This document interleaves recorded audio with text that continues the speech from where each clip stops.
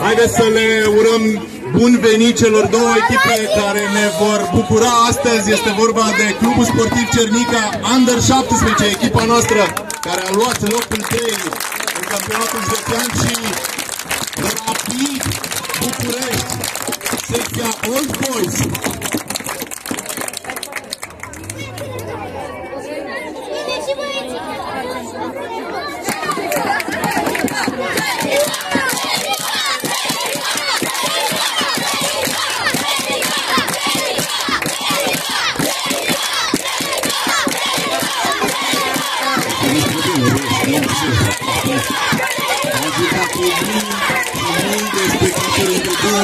Acum să aveți o galerie ostilă.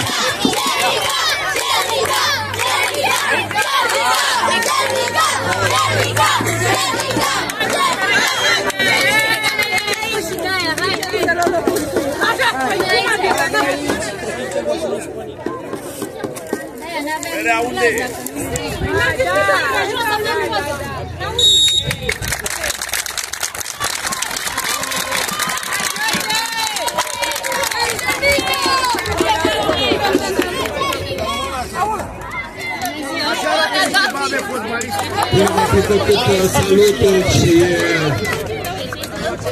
pozele de rigoare, poze de grup și împreună cu toată lumea. Am să trec în revistă echipa Under 17 a Clubului Sportiv Cernica, echipa condusă de Petre Rachi și Marian Boar. Poartă cu numărul 1 Patrick Stavarache,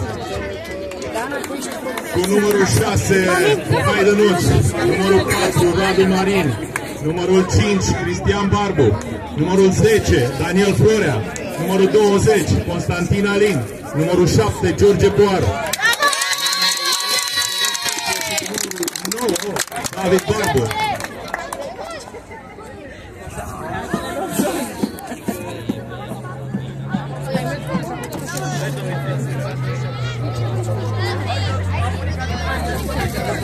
Îi rugăm și pe domnii antrenori de la Cernica și pe Sorin să vină la poza de grup. Haideți, intercalați-vă, hai să ne intercalăm cu toții. Să facem o poză care va fi o poză istorică, să nu uităm data de astăzi, 5 iulie 2024.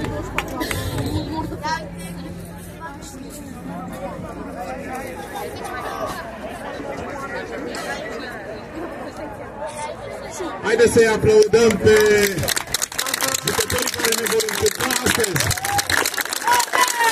Cernica Under 17 și Rapid București Old Boys.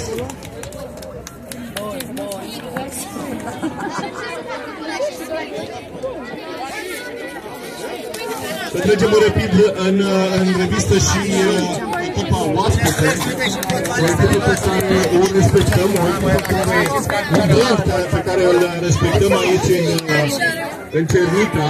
Aici am observat eu în cei 2 ani de existență cam 80-85% din populația cernică, populația activă sportivă, cochetează cu Rapid București. Așadar, numărul 1 în poartă, l-avem pe Adrian Înciu, Marian Vlada cu numărul 4, Mugur Bolohan, unul dintre jucătorii emblematice a Rapidului, cu numărul 7, își păstrează, iată, numărul cu care stă în tinerețe. Te salutăm, Mugur!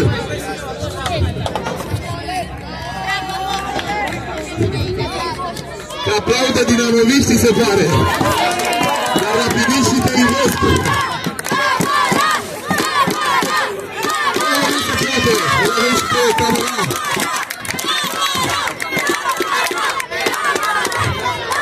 Cristian Barbu este cu numărul 8 astăzi. Un alt rapidist de seamă astăzi joacă cu numărul 11 și de obicei a jucat cu numărul 11 și a dat o pusderie de goluri la Rapid. Alexandru Ioniță, doamnelor, domnilor, te salutăm, Alex! Bine ați venit la Cernica!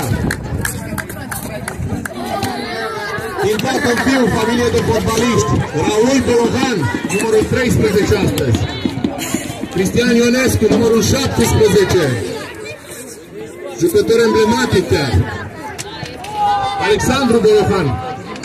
Ce faceți în familia asta? Mogur, ce se întâmplă? Și Ion Craiu, numărul 99 astăzi. Este primul nou, pentru că vom juca într-un sistem 8+1. Nu de alta, dar copiii noștri de la Cernica aleargă un pic mai mult.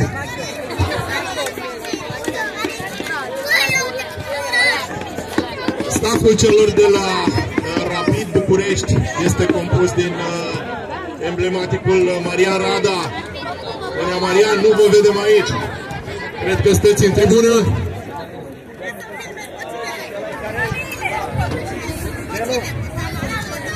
Ion Manu. Salutări, Nenea Manu. Nu ne aude acolo. Ce fizic impozant. Și managerul și inițiatorul acestui proiect, pentru care îi mulțumim, Lucian Ionescu. Lucian, nu te vedem.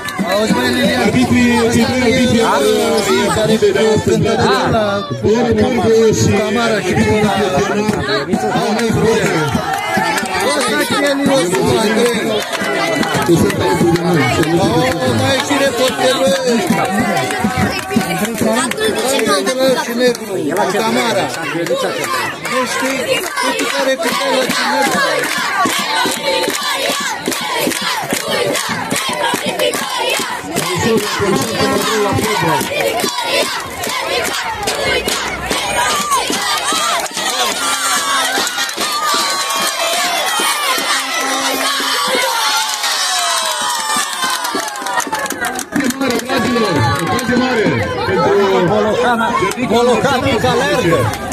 Ăla era bolocatul. Nu reușește să-l învină pe Adrian Căciu.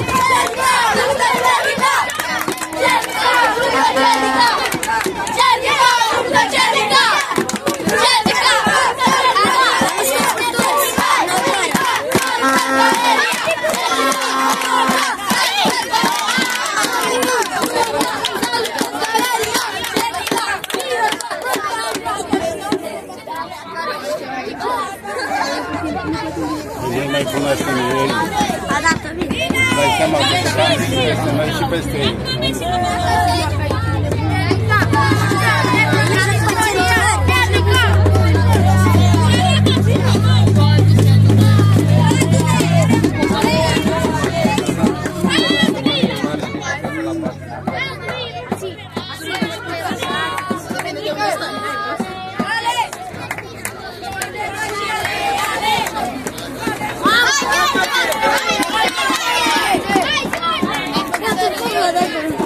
Alo?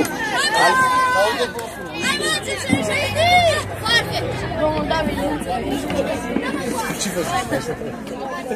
Vrei și nașule, ce faci, mă? Hai pe lângă Rabu și acolo. Vezi cum stări, ce faci?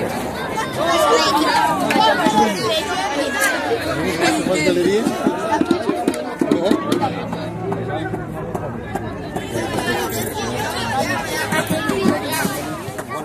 Nu de crezi, că mă uitam încolo, că Rada e în tribună, acum l-am văzut. Da, e în tribună.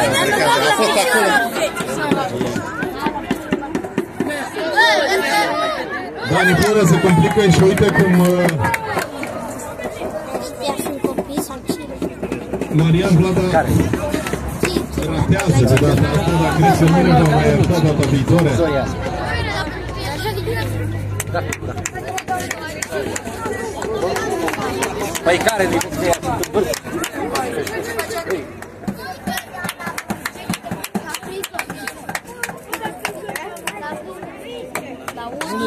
Ce faci? Ai venit așa, Da? Ce să mai face datoria?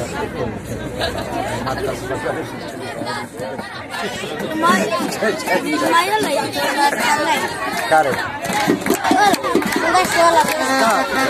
Ăla 24, e băiatul lui ăla cu șapă. Da. Deci bagă și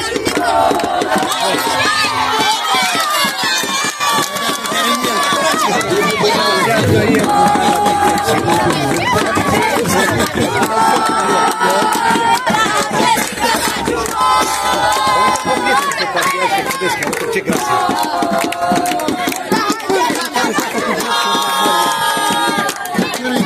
Asta cu 6. Asta cu curva.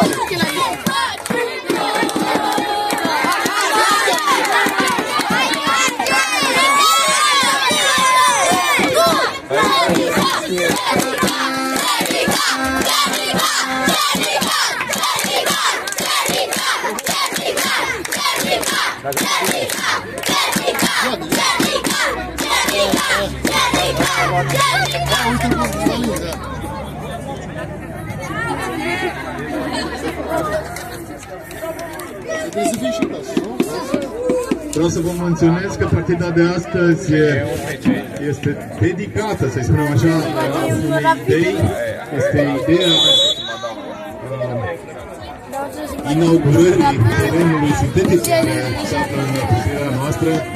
Este o idee pe care împreună cu Lucian Ionescu am avut înainte din plana făcută cu terenul sintetic a fost gata și așa am ajuns la acest eveniment, care, sincer să fiu, mă bucură să-l facem astăzi, într-o zi frumoasă și mă bucură foarte mult că sunt foarte mulți copii în tribunele stadionului central din Cernica.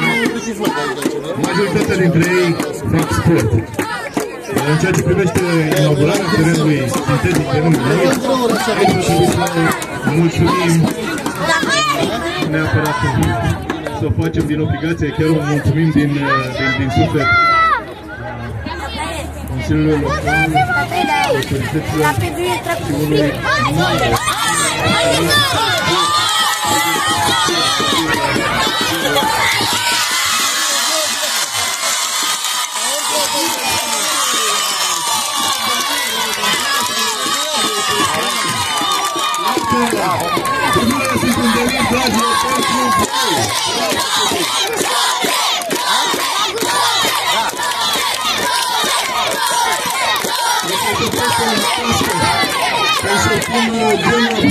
de gol. Dar nu joc pe viteză. Da, mă, de ce nu joc pe viteză?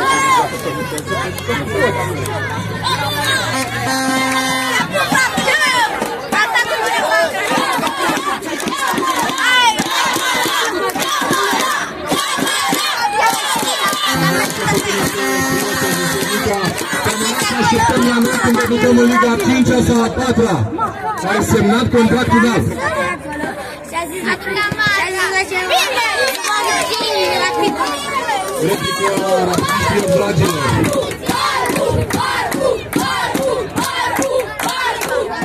Unul dintre membrii familiei Pelehanu.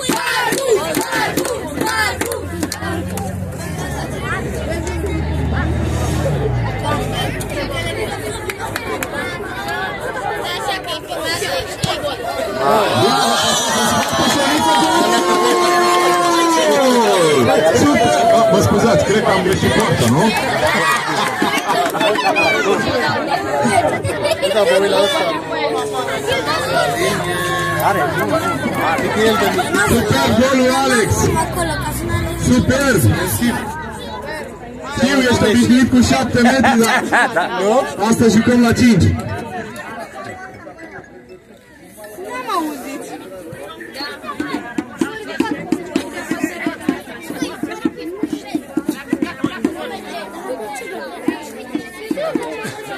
Cristian Barbu, dragilor, unul dintre jucătorii noștri care au pus numărul la obținerea locului 3 în campionatul județean în copil de doar 14 ani. Cristi Ionescu, din nou, se intensifică atacurile rapidiștilor, dragilor. Haideți, echipa noastră are nevoie de încurajări. Cernică?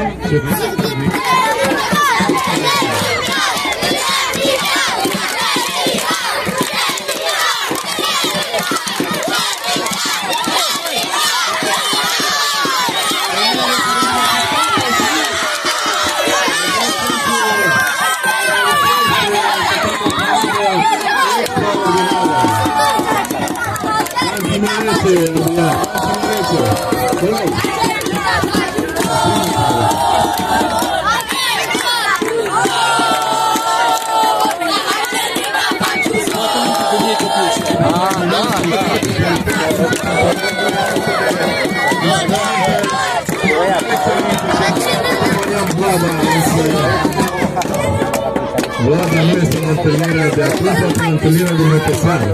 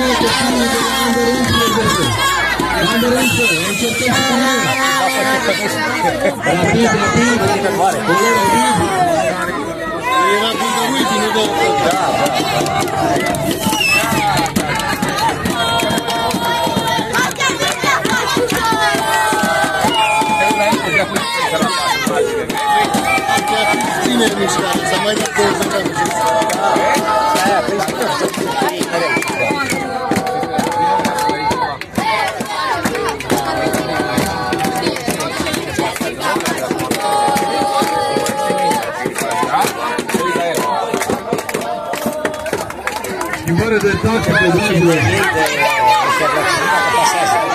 Adică nu se pierd, nu se grăbesc. Nu se reface cuplul alb și negru.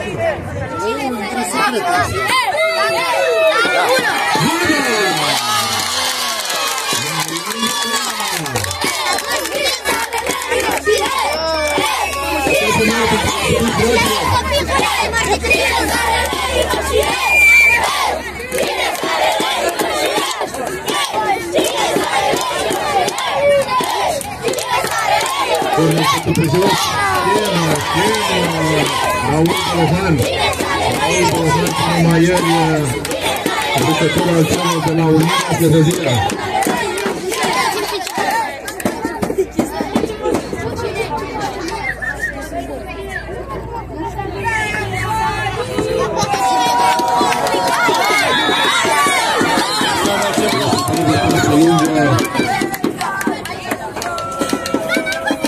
Către Alex Huță, care a intrat.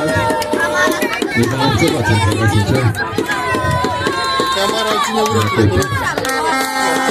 Noi Vlada.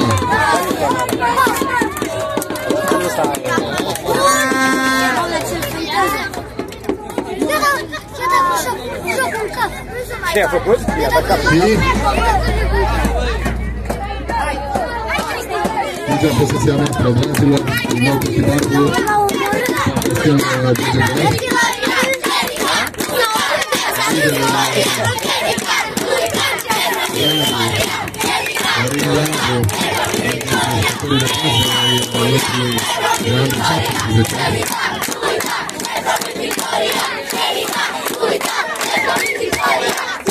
nu uităm, dragilor, că vorbim despre Under 17, dar acest copil, dintre acești copii, numai unul singur are 17 ani, restul echipei au vârstă cuprinsă între 16 și 14 ani.